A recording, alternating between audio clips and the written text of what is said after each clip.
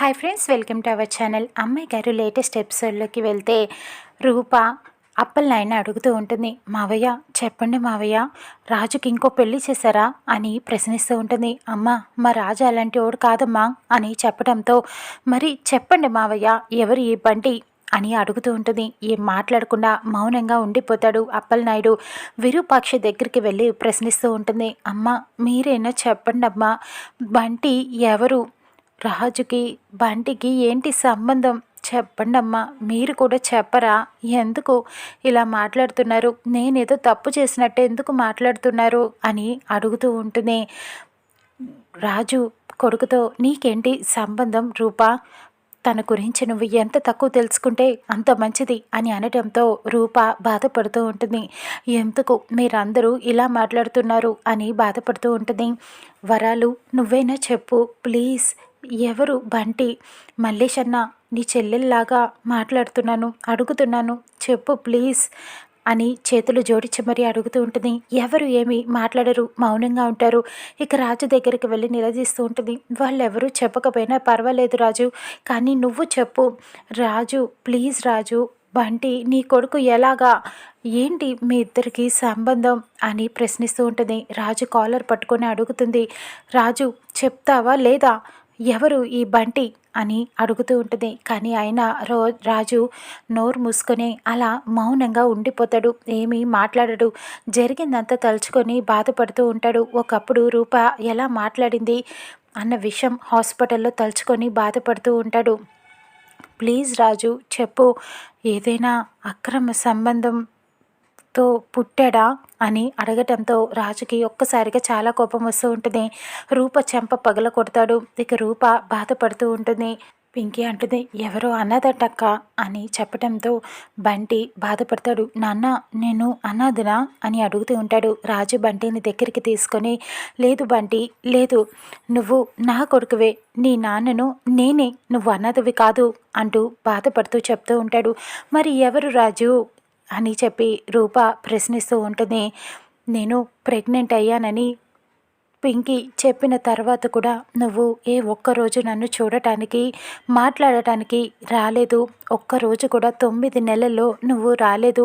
నా ఆరోగ్యం ఎలా ఉంది అని కనుక్కోవటానికి కూడా నువ్వు కనీసం రాలేదు. నా డెలివరీ రోజు, ఇదే రోజు బాబు పుట్టినరోజు కూడా నువ్వు హాస్పిటల్కి రాలేదు. ఎందుకు రాజు, ఎందుకు, మరి కొడుకు నీకు ఎలా వచ్చాడు అని చెప్పి ప్రశ్నిస్తూ ఉంటుంది. ఇకప్పుడు మేము రాలేదని ఎవరు చెప్పారమ్మా అంటూ ముత్యాలు ప్రశ్నిస్తూ ఉంటుంది. ఇక పింకీ అంటుంది, అవును, నేను అక్క ప్రెగ్నెంట్ అయిందని రాజుకి చెప్పాక ఒక్కరోజు కూడా మీరు రాలేదు కదా అని అడుగుతూ ఉంటుంది. ఎందుకు రాలేదు, మేమందరం నువ్వు ప్రెగ్నెంట్ అయ్యామని నిన్ను చూడటానికి వచ్చాము అని ముత్యాలు చెప్తూ ఉంటుంది. ఇకప్పుడు జరిగిందంతా తలుచుకుంటూ ఉంటుంది.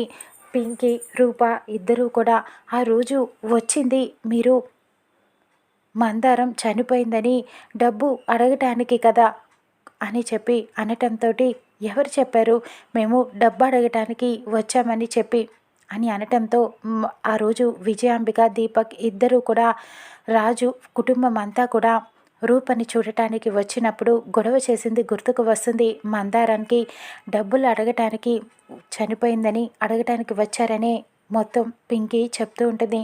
కాదు, మేము వచ్చింది అమ్మాయి గారిని చూడటానికే అని ముత్యాలు, అప్పలనాయుడు చెప్తూ ఉంటారు. రూప షాక్ అయిపోతుంది. కానీ మా విజయాంబిక అలా చెప్పింది అని అనటంతో ఆ నిజం తెలిసి ఆశ్చర్యపోతారు. విరూపాక్షి చెప్తుంది, లేదు, ఆ రోజు మేమందరం కూడా వచ్చింది మీ ఇంటికి నువ్వు ప్రెగ్నెంట్ అయ్యావని చెప్పే అని అనటంతో, ఆ రోజు దీపక్, విజయాంబిక అత్తయ్య నాన్నకి మందారానికి పరిహారంగా ₹1,00,00,000 డబ్బులు అడుగుతున్నారని చెప్పడానికే లోపలికి వచ్చి నాన్నకి అలాగ చెప్పింది, మీరందరూ అందుకే వచ్చారని చెప్పింది అని అనటంతో అందరూ ఆశ్చర్యపోతారు. అప్పలనాయుడు అంటాడు, లేదమ్మా, ఇక్కడేదో పొరపాటు జరిగింది అని చెప్తూ ఉంటాడు. ఆ రోజు నువ్వు బయటికి రాకపోవటం, మమ్మల్ని అలా గెంటేయటం, ఇంకా మేమెవరం రావటం మీ ఎవరికి ఇష్టం లేదనుకొని మళ్ళీ ఎన్నిసార్లు వచ్చినా మమ్మల్ని గెంటేస్తారే తప్ప కనీసం నీతో మాట్లాడనివ్వరని మేము ఇక మళ్ళీ అడుగు వేయలేకపోయామమ్మా అటు మీ ఇంటి వైపు అని అందరూ కూడా చెబుతూ ఉంటారు. మరి పింకీ అడుగుతూ ఉంటుంది, అక్క డెలివరీ రోజు నేను ఫోన్ చేసి చెప్పాను కదా రాజు, మరెందుకు రాలేదు అని అడగటంతో మల్లేష్ అంటాడు, రాలేదని ఎవరు చెప్పారు మీకు? మా బావ వచ్చాడు నువ్వు ఫోన్ చేసిన వెంటనే డెలివరీ రోజు రూపని చూడడానికి అని అనటంతో, నిజంగానే వచ్చావా రాజు నువ్వు? మరి వచ్చుంటే నాకెందుకు కనిపించలేదు? నేను పడిన బాధ నువ్వు చూసే ఉంటావు కదా. మన బాబు చనిపోయాడు, నాకు చాలా బాధేసింది రాజు అని అనటంతో రాజు కోపం వచ్చి అరుస్తూ ఉంటాడు. లేదు, మన బాబు చనిపోలేదు, చంపేశారు అని అనటంతో రూప ఆశ్చర్యపోతుంది. మీరే చంపించేశారు అని చెప్పడంతో, ఏం మాట్లాడుతున్నావు రాజు, పిచ్చి పట్టిందా నీకు? ఎవరు చంపించేస్తారు?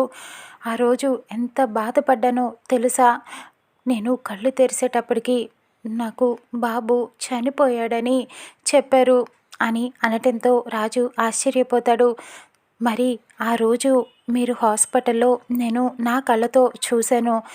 నాకు బాబు మొహం చూడటం ఇష్టం లేదు, మీరు వెళ్ళి పాత పెట్టేయండి అని చెప్పారు కదా అమ్మాయి గారు అని అడుగుతూ ఉంటాడు. అయ్యో రాజు, నువ్వు నన్ను అపార్థం చేసుకుంటున్నావు.